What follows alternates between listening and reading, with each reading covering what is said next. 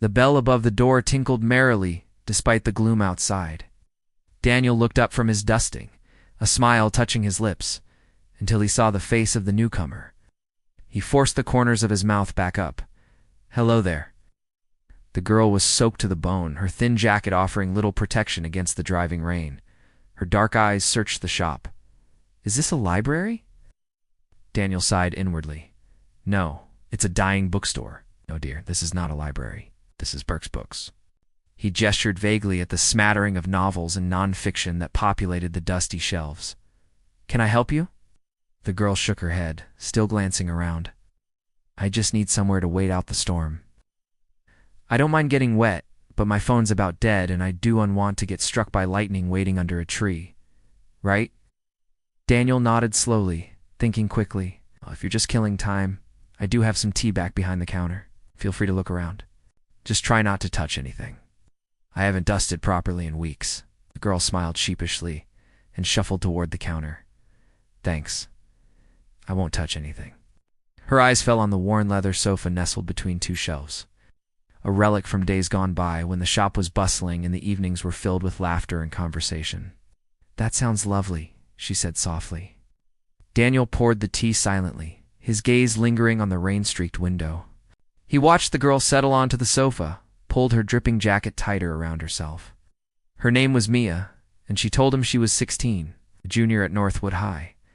It wasn't like Daniel to strike up conversations with strangers, but something about the way the rain drummed on the glass, the flickering glow of the lamplight, and the melancholy melody of Chopin's nocturnes drifting from the speakers made him unusually talkative. "This used to be a lively place," he said quietly, gesturing at the silent shop.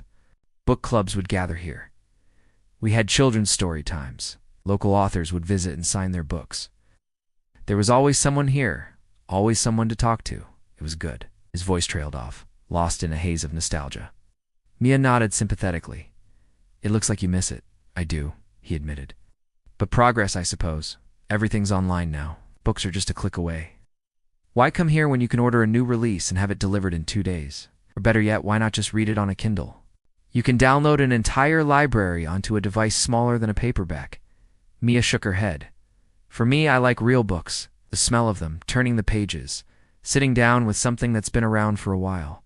It feels nice." Daniel looked at her in surprise. "Really?" She smiled. "Yeah, some of my favorite books are old, ancient even. My parents say I'm crazy for buying them. They're expensive and they take up so much room. But I don't mind. I love having them around." A slow grin spread across Daniel's face. "Well, then you're crazy too, I suppose." "Guilty as charged," Mia said with a laugh. She stood up, stretching, "But I should probably go. Thanks for the tea and letting me stay out of the rain." "Wait," Daniel said suddenly. "Why don't you come back tomorrow? Once the rain stops, I mean." Mia's eyebrows rose. "What? Why?" He shrugged awkwardly. "Just because? You can come sit by the window and watch the sun come up or the sunset, depending on what time you want to come." She hesitated, then grinned. "Okay, why not? See you tomorrow, then." And just like that, something shifted in the shop. A faint echo of laughter seemed to linger in the air, carried on the scent of old paper and wood smoke. Daniel found himself smiling more, not just politely, but genuinely, his eyes crinkling at the corners. The next afternoon, Mia arrived promptly at 4, bringing with her the sweet aroma of rain-washed earth and the promise of a lighter heart. "So, have you ever read this before?" she asked, holding out a battered copy of Anne of Green Gables. Daniel peered at the book. "Anne of Green Gables? No, I think I missed that one." "What do you think?" She beamed. "It's amazing. I've read it 1,000,000 times. Want to read it with me?" And that's how it started.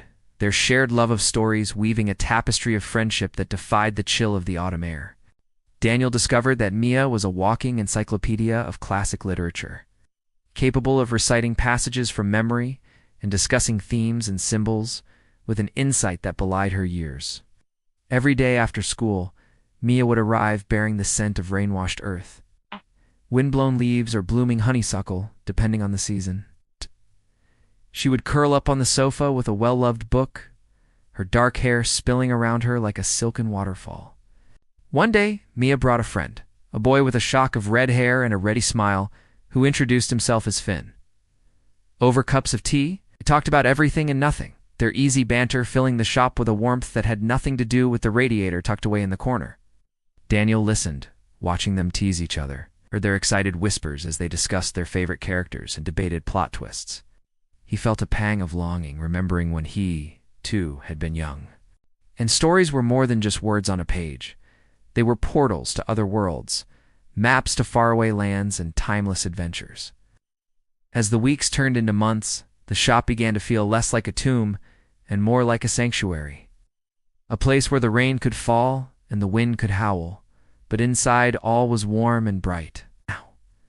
One rainy Saturday, Mia came bounding through the door, her cheeks flushed with excitement. "Guess what?" she cried breathlessly. "My English teacher, Miss Avery, she loves old books. Do you think she might want to come here? We could set up a book club and we could all meet here for tea and talk about stories." Daniel felt his heart sink. Did he really want to open the shop again? Let people in? Risk being hurt by the echoes of what once was?